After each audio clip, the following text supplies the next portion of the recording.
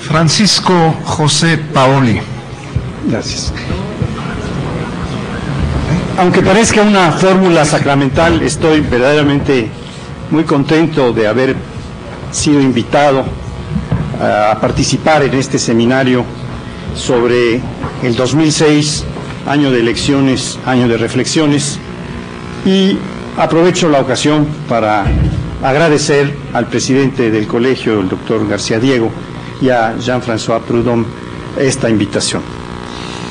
Puede decirse que venimos de un sistema de partido único, o después casi único, como dijera el presidente Carlos Salinas de Gortari, a un tripartidismo que se gesta tras las elecciones de 1988 y ahora, tras las elecciones del pasado 2 de julio, empieza a perfilarse un bipartidismo que puede caracterizarse como de centro-derecha y centro-izquierda, si es que queremos mantener las diferencias de la vieja geometría política. Si no quisiéramos mantener esa dicotomía, que en algunos ámbitos significa o dice cada vez menos, a mi juicio, habría que hablar de un bipartidismo con un polo liberal conservador y otro liberal social, para tener un referente más doctrinario que ideológico. En ambas caracterizaciones lo que resalta es el centro, o las coincidencias en los principios del liberalismo político que tienen ambos polos, no en el liberalismo económico. En el polo liberal conservador puede ubicarse en lo que hoy es el Partido Acción Nacional y en torno suyo grupos priistas como los secretarios sedillistas Diodoro Carrasco, Carlos Ruiz Sacristán, Luis Telles y Jesús Reyes Heroles, personajes como Genaro Borrejo, los elvistas como Miguel Ángel Yunes Linares, Tomás Ruiz y el exdirector del ISSSTE, Benjamín González Roar. El partido Nueva Alianza Panal se presentó ya como un aliado de esta formación. Roberto Campa fue el primer candidato presidencial en reconocer el triunfo de Felipe Calderón. Por su lado, la formación liberal social se ubica en torno del PRD, con los dos partidos aliados desde las últimas dos elecciones presidenciales, 2000 y 94 y 2006 y 2000, con el PT y Convergencia, y después de la elección se les unirá, sin duda, el Partido Socialdemócrata, Alternativa Socialdemócrata, sobre todo en el Congreso en coaliciones para acuerdos parlamentarios. Desde luego que este polo ha venido captando militantes y dirigentes priistas también y continuará haciéndolo. Entre ellos pueden mencionarse como adquisiciones recientes, porque tiene algunas ya de más años, José Guadarrama, Alfonso Durazo y Manuel Bartlett. El PRI se desvanece notablemente después de esta elección presidencial. No ganó en ninguna entidad su candidato, a pesar de que gobiernan en la mayoría, 17 entidades. No solo quedó como tercera fuerza política en la carrera presidencial, con 15 puntos porcentuales abajo del ganador, sino que en las dos cámaras del Congreso también ocupa esa posición, máxima que tiene que entregar curules en ambas cámaras al Partido Verde Ecologista. Esa reducción notable de la fuerza del PRI también se advierte en que después de haber ganado en las últimas 3 elecciones la mayor parte de los distritos electorales, de los 300, en esta elección solo obtuvo 62 mayorías. En el Estado de México, el más grande del país en población, la pérdida es dramática. Ganó solo 6 de los 40 distritos electorales. Sus candidatos a senadores de mayoría solo ganaron en 5 de las 32 entidades: Nayarit, Sinaloa, Campeche, Chiapas y Quintana Roo. En cuanto a las gubernaturas que estuvieron en juego, también el 2 de julio, perdieron las 3, Guanajuato, Jalisco y Morelos, que ganó el PAN.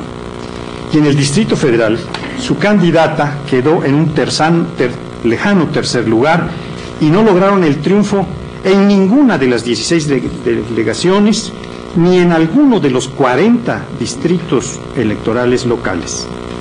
Solo tendrá los mismos diputados de representación proporcional que el PANAL y que el Partido Verde, que alcanzarán 4 cada uno, igual que el PRI. En el DF, la coalición por el bien de todos ganó 36 de estos 40 distritos, con lo cual aseguró la mayoría absoluta en la Asamblea Legislativa del Distrito Federal. A nivel de las circunscripciones, ya se ha comentado, en las que está dividido el país, el PREP reporta que la 1 y la 2 están claramente dominadas por el blanquiazul y que en las 3 restantes ganan los negriamarillos. Sin embargo, la formación liberal conservadora o de centro derecha tendrá mayor fuerza en el Congreso y por ello tal vez mejores posibilidades de negociación y de acuerdo. Se ha dicho que la formación de las dos fuerzas políticas principales que se disputaron la presidencia pintaron al país de dos colores, hacia el centro norte de azul y hacia el sur de amarillo. Pero esa es una aproximación cromática inicial, que no es exacta si tenemos en cuenta que en poco más de la tercera parte de las entidades, 11 de ellas, están cercanas al empate entre PAN y Coalición por el Bien de Todos. Habría que dividir esas entidades que están casi empatadas, no en norte y sur, sino en norte, centro y sur. En el norte tenemos 4, a saber, Baja California Sur, Sinaloa, Tamaulipas y Zacatecas, que están prácticamente empatadas PAN y PRD, o Coalición por el Bien de Todos. En el centro tenemos casi empatadas Michoacán, Morelos, Puebla y Tlaxcala. En el sur, 3, Campeche, Quintana Roo y Veracruz. A continuación les voy a leer rápidamente un cuadro sobre estas 11 entidades en las que están empatadas las dos fuerzas punteras principales en esta elección del 2006. En el norte, Baja California Sur, curiosamente contrastado, en el norte, Baja California Sur, tiene Felipe Calderón, de acuerdo con el PREP, desde luego, no podía de otra manera. Felipe Calderón, 56.248 votos, Andrés Manuel López Obrador, 69.822. En el sur, Campeche, esta es muy indicativa, 86.639 votos Felipe Calderón, 88.816 Andrés Manuel López Obrador. En el centro, Michoacán, gobernado por el PRD, Felipe Calderón, 467.207, Andrés Manuel López Obrador, 532.748.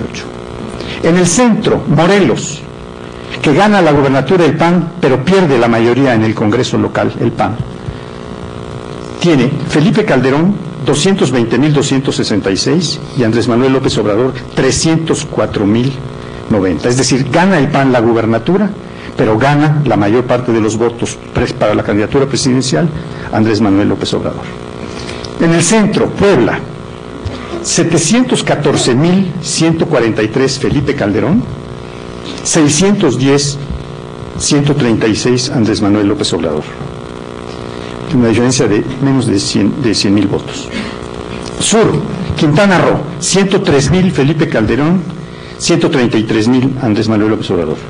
Norte, Sinaloa, 297.522 Felipe Calderón, Andrés Manuel López Obrador, 253.689. Norte, Tamaulipas, 464.160 Felipe Calderón, 298.000, casi 300, 506 Andrés Manuel López Obrador.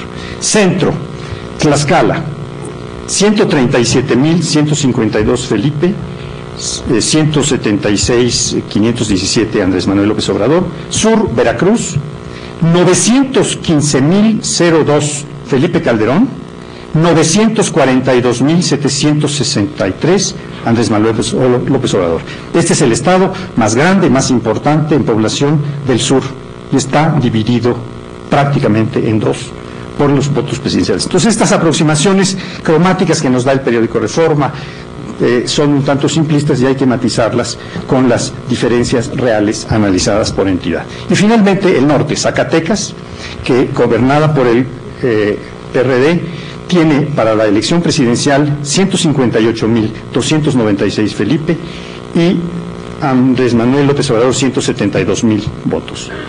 Esta tabla muestra que en esta tercera parte de las entidades consideradas en 3 regiones, norte, centro y sur, hay condiciones de competencia de las 2 fuerzas principales.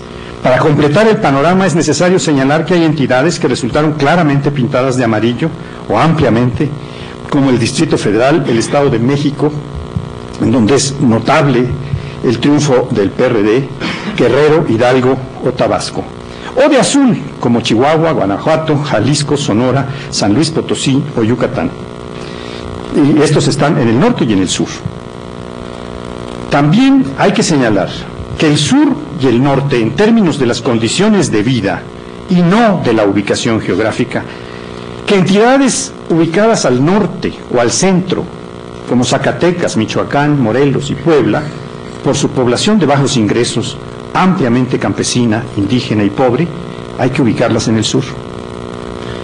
Porque la geografía no puede ser una determinante que nos haga el análisis.